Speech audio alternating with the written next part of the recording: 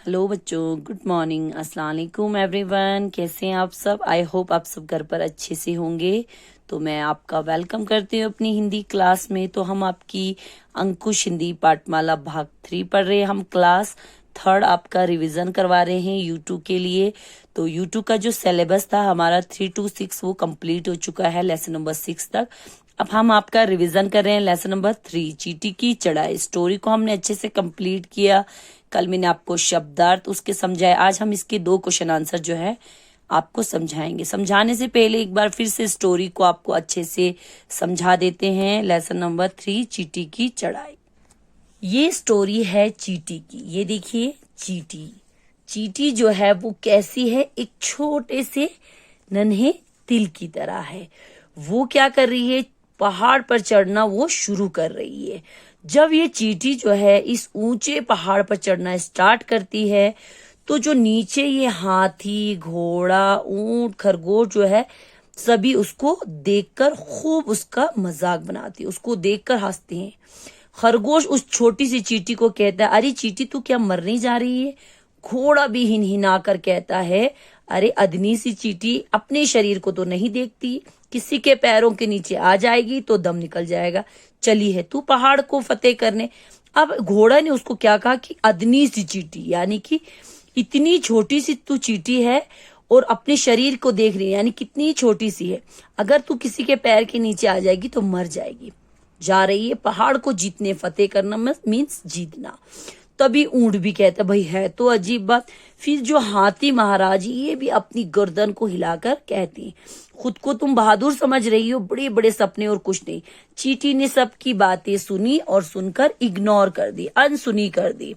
वो चुपचाप जो है आगे बढ़ती गई। उसने कहा मुझे क्या जरूरत है इन सबकी फालतू बातों को सुनने का या उनके मजाक का जवाब देने का। मुझे तो जो करना है वो मैं करके दिखा दूंगी और तब इन सब के मुंह जो है खुले के खुले रहे। ये सोचकर वो जो है चींटी जो है मजबूत कदम से आगे बढ़ती है। कड़ी धूप, आंधी तूफान, दिन रात एक करके वो चलते चलते आखिरकार वो इतनी ऊंचाई पे पहुंच गई। देखो कितनी ऊंचाई पर पहुंच गई जहां से उसको सारे जानवर छोटे दिखाई दे रहे थे। सारे ऊंट, हाथी, घोड़ा ये सब उनको छोटे। खरगोश तो ऐसा नजर आता जैसे छोटा सा चीनी का दाना हो। अब ये ऊपर जाके खुश हो गई, भाई वाकई में ये इतने बड़े बड़े जानवर तो यहाँ तक आ भी नहीं सकते। ये सिर्फ डींगे हाँकना, यानी कि बड़ी बड़ी बातें, लंबी चौड़ी बातें जो है करना जानते। वो फिर मुस्कुराती है और फिर थोड़ी देर वो रेस्ट करती है। उसके बाद आगे की प्लानिंग करती है कि आगे कैसे जाया जाए। आधी चढ़ाई उसने कंप्लीट कर दी थी, अभी आधा उसको चढ़ना बाकी था।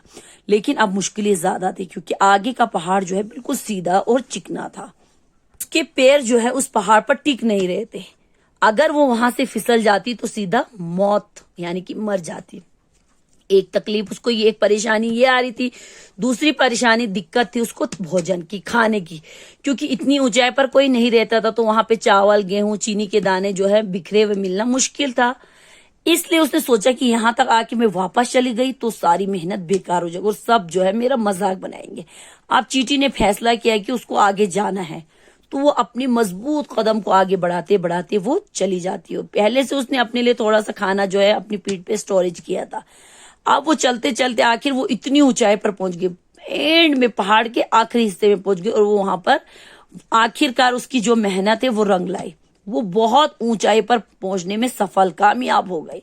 अब वहां से लौट कर उसने वहां के अनुभव के बारे में बताया। मैंने वहां हरे हरे पेड़ देखे, फूलों की घाटियां देखी, शिलाएं देखी, गुफाएं देखी।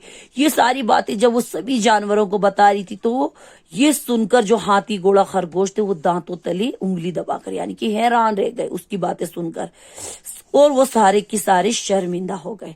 सबसे ज्यादा शर्मिंदा कौन था? मोटा हाथी। उसने उससे माफी मांगी और सभी ने जो है चींटी से माफी में उसने कहा हमें तुम्हारे इरादों को हमने नहीं समझा, हम सबको माफ कर दो। चींटी थोड़ी देर चुप रहती, फिर उनकी बातें सुन कहती कि नहीं, आप लोगों का इसमें कोई कसूर नहीं। अगर आप लोग मुझे मेरे साथ ये बुरा बर्ताव, बुरा व्यवहार नहीं करते तो मेरे हौसले जो है वो इतने नहीं बढ़ते, इतने बुलंदी पर नहीं जाते, 2 गुना मेरे हौसले नहीं बढ़ते। वरना अगर आप लोग मुझे इस तरह मेरे साथ व्यवहार नहीं करते तो मैं इतनी छोटी सी चींटी कहाँ पे ये इतना आसमान छूते हुए पहाड़ को जा पाती। चींटी हंसती है और वो सभी को माफ कर देती है। इसीलिए बच्चों कहते हैं कभी भी किसी की बातों को नहीं सुनना चाहिए, जो हमें करना है उसे करके दिखाना चाहिए, जैसे हमारी चींटी ने किया। तो इसके क्वेश्चन आंसर मैंने आपको शब्दार्थ समझाए थे। आज हम इसके यहाँ पे 4 है, क ख घ ग, तो हम आज आपको 2 समझाएंगे। पहला हेडिंग हमारा यहाँ क्या लिखा है, निम्नलिखित प्रश्नों के उत्तर लिखिए। यहाँ पे क्वेश्चन जो है इनके आंसर। पहला क्वेश्चन है हमारा, चींटी को पहाड़ पर चढ़ते देखकर घोड़े ने ही हिलाकर क्या कहा। तो बच्चों हमारा आंसर है, चींटी को पहाड़ पर चढ़ते देखकर घोड़े ने ही हिलाकर कहा, देखो तो इस अदनी सी चींटी को चली है पहाड़ फतेह करने। उन्होंने क्या कहा कि देखो इस अदनी सी यानी कि छोटी सी चींटी को चली है पहाड़ फतेह करने। फतेह मीन जीतने। उसके बाद क्वेश्चन नंबर ख, ऊंचाई पर से चींटी को सभी जानवर कैसे दिखाई दे रहे थे। ऊंचाई पर से चींटी को सभी जानवर कैसे दिखाई दे रहे थे। तो बच्चों आंसर, ऊंचाई पर से चींटी को सभी जानवर छोटे दिखाई दे रहे थे। क्या दिखाई दे रहे थे, छोटे दिखाई दे रहे थे। तो ये 2 क्वेश्चन जो है आपको कॉपी पे नहीं लिखना है, आपको सिर्फ याद करना है, क्योंकि आपने ऑलरेडी लिखा है तो हम आपका रिवीजन कर रहे हैं। तो आपको लिखना नहीं है, आपको सिर्फ लर्न करना है, याद करना है। तो यहीं तक रखेंगे, इंशाल्लाह आगे के क्वेश्चन हम आपको कल कराएंगे। तब तक के लिए आप अपना ख्याल रखिए। अल्लाह हाफिज, थैंक यू।